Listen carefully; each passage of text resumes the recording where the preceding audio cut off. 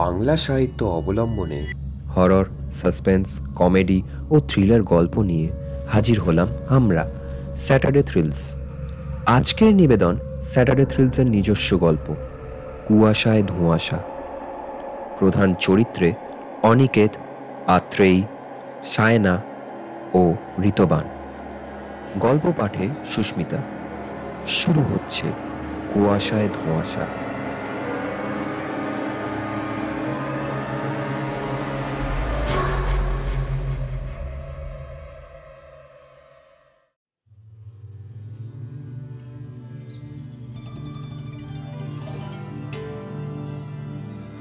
দার্জিলিংয়ের নির্জন এক পাহাড়ি ঢালে ঘন পাইন বনের পাশে পাইন হাউস।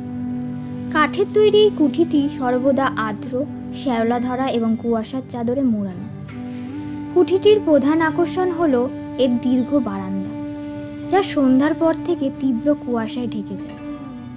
এই বারান্দার এক ধরনের অস্বাভাবিক ধূসর নীল আলো তৈরি হয়।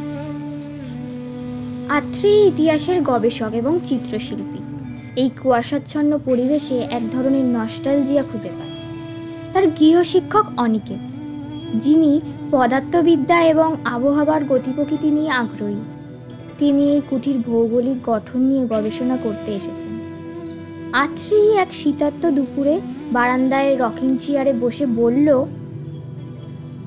অনিকেত দা, এখানকার কুয়াশাটা যেন বাতাস নয়, জল রঙে ঘন প্রলেপ। আমি যখন রং তুলি দিয়ে এই দৃশ্য আঁকি, তখন মনে হয় যেন আমি কুয়াশার ভেতরেই মিশে যাচ্ছি। অনিকেত এক কোণে তার তাপমাত্রা মাপার যন্ত্র, ব্যারোমিটার আর হাইগ্রোমিটার নিয়ে ব্যস্ত। তিনি আত্রেয়ীর কথা শুনলেও তার মনোযোগ ছিল যন্ত্রপাতিতে, কিন্তু তার চোখ বারবার চলে যাচ্ছিল আত্রেয়ীর দিকে। আত্রেয়ী, তোমার শিল্পবোধ অসাধারণ, কিন্তু একজন বিজ্ঞানীর চোখে এই কুয়াশা হলো শুধুই ক্ষুদ্র জলকণায় মেঘ। পরিবেশের তাপমাত্রা ডিউ পয়েন্টের নিচে নামলে বাষ্প জমে কণা তৈরি হয়, ব্যাস এইটুকুই। আত্রেয়ের চোখ ছলছল করে উঠল। সে বুঝতে পারে অনিকেত তার পেশাদারি যুক্তি দিয়ে তাদের আবেগের দূরত্ব তৈরি করে রাখতে চায়। হ্যাঁ, তুমি ঠিকই বলেছ, কিন্তু এই কুয়াশা নিয়েই তো এত লোককথা। গভীর রাতে এখানে ছায়ার কফিন ভেসে ওঠে। যারা দেখে তারা তাদের প্রিয়জনকে হারায়। তুমি ওসব বিশ্বাস করো না আত্রি। আমি থাকতে তোমাকে ভয় পেতে হবে না। এই সামান্য আমি থাকতে কথাটি তাদের ভেতরের আবেগকে খানিকটা হলেও প্রকাশ করে দিল। তাদের অব্যক্ত প্রেম সেই ঘন কুয়াশার মতোই জমাট, স্পর্শযোগ্য কিন্তু অস্পষ্ট।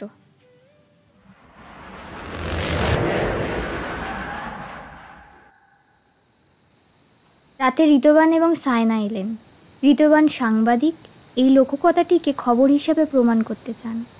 সায়না একজন আবহাওয়া বৈজ্ঞানিক, এই অঞ্চলের কুয়াশা নিয়ে গবেষণা করতে এসেছেন। অনিকেত, আমরা আজ রাত 2টো পর্যন্ত অপেক্ষা করব। এখানকার তাপমাত্রার হঠাৎ পরিবর্তনগুলো আমার কাছে ইন্টারেস্টিং। এই বারান্দার ভেন্টিলেশন পাইপিং সিস্টেমেও কিছু একটা গণ্ডগোল আছে। রাত তখন 1:40। ঋতবান এবং সায়না ঘরের ভেতরের যন্ত্রপাতি নিয়ে ব্যস্ত। অনিকেত ও আত্রেয়ী বারান্দার রেলিং ধরে দাঁড়িয়ে। কুয়াশা তখন এত ঘন যে নিজেদের হাতও ঠিকমতো দেখা যাচ্ছিল না। অনিকেত দা, আমার খুব ভয় করছে। মনে হচ্ছে কেউ যেন আমাদের দিকে তাকিয়ে আছে। অনিকেত আত্রেয়ীর হাত নিজের হাতে নিলেন। ঠান্ডা লাগছে? ভয় পেও না, আমার কাছে থাকো। অনিকেত এবার আর যুক্তি দিয়ে কুয়াশা বা লোককথাকে ব্যাখ্যা করলেন না। তিনি শুধু ভালোবাসার ভরসা দিলেন। সেই মুহূর্তে তাদের ভয় আর প্রেম মিলেমিশে একাকার হয়ে গেল। অনিকেত দা, তুমি আর আমার কাছ থেকে দূরে থেকো না প্লিজ। এই কুয়াশার মতো আমিও তোমার ভেতরে মিশে যেতে চাই। আমিও তোমায় ছেড়ে থাকতে চাই না আত্রি। এই গবেষণা, এই যুক্তি সব কিছুর চেয়ে আমার কাছে তুমিই মূল্যবান।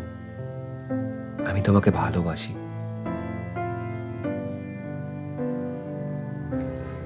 তারা একে অপরের কপালে মাথা রাখল। সেই মুহূর্ত ছিল তাদের প্রেমের পূর্ণতা। ঠিক সেই মুহূর্তে ঘন কুয়াশার মধ্যে দিয়ে একটি অস্বাভাবিক দীর্ঘ ঘন কালো ছায়া ধীরে ধীরে তাদের সামনে ভেসে উঠল। ছায়াটি যেন কোনো দৈত্যাকার কালো কাপড়ে মোড়ানো কফিন।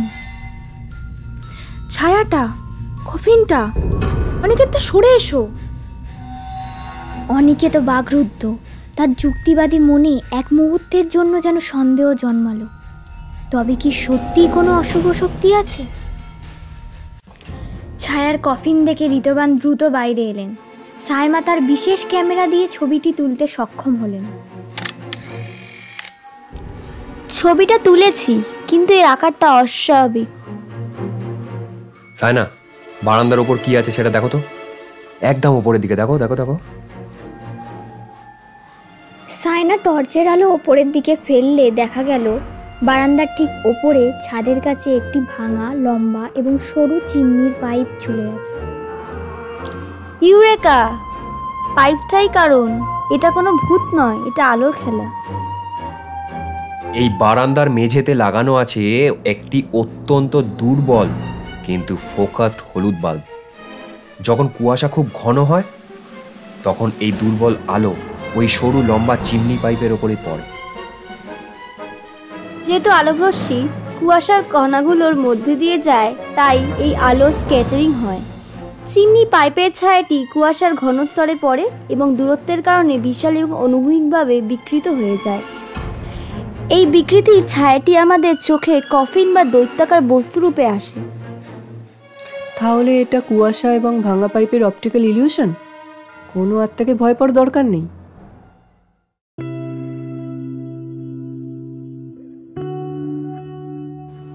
রহস্য উদ্ঘাটনের পর সবার মনে স্বস্তি এলো। অনিকেত আর আত্রেয়ীর প্রেম এখন মুক্ত। আত্রেয়ী, আমাদের আর কোনো ভয় নেই। চলো, এই শুভ মুহূর্তে আমি তোমার জন্য একটু গরম কফি বানাই। অনিকেত রান্নাঘরের দিকে গেলেন। আত্রেয়ী তখনও বারান্দায় দাঁড়িয়ে। তার হৃদয়ে প্রেম আর মুক্তির আনন্দ। ঠিক তখনই পাহাড়ি ঢালে শুরু হলো তুমুল বৃষ্টি ও বজ্রপাত। বাড়ির পুরনো দুর্বল বৈদ্যুতিক তারে একটি বড় স্পার্ক দেখা গেল।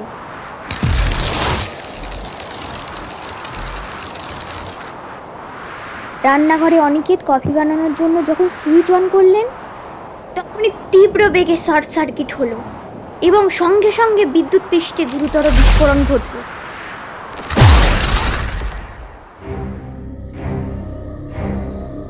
আত্রেয়ী, ঋতবান এবং সায়না ছুটে গিয়ে দেখেন অনিকেত গুরুতরভাবে আহত হয়ে মেঝেতে পড়ে আছে। বিদ্যুতের তারে আগুন লেগেছে। অনিকেতা, কি হয়েছে তোমার? অনিকেতা, ওঠো, চোখ খোলো। অনিকেতা! ঋতুবান, তাড়াতাড়ি গাড়িটা বার করো, অনিকেতকে হসপিটালে নিয়ে যেতে হবে। হ্যাঁ হ্যাঁ, করছি, দাঁড়াও।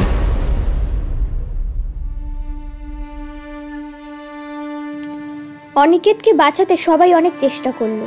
হাসপাতালে নিয়ে যাওয়া হলো, কিন্তু সব ব্যর্থ।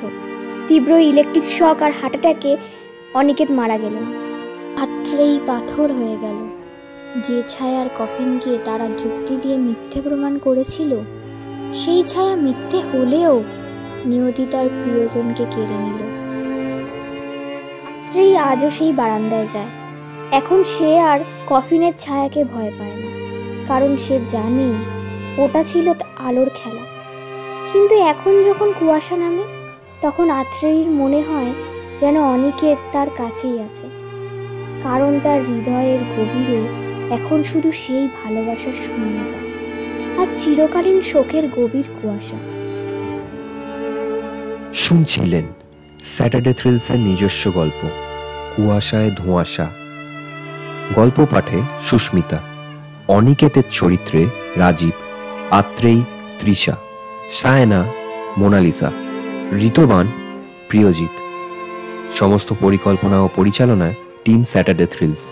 সাউন্ড ও পোস্টার ডিজাইনে রাজীব ও তৃষা। গল্পটি কেমন লাগলো অবশ্যই কমেন্ট করে জানাবেন। ভালো লাগলে অবশ্যই লাইক ও শেয়ার করবেন। আপনাদের একটি কমেন্ট আমাদের কাজে আরও উৎসাহ দেবে। আরও গল্প পেতে আমাদের চ্যানেলটিকে সাবস্ক্রাইব করুন। দেখা হবে ফের নতুন এক গল্প নিয়ে, শুধুমাত্র স্যাটারডে থ্রিলসে। Keep listening.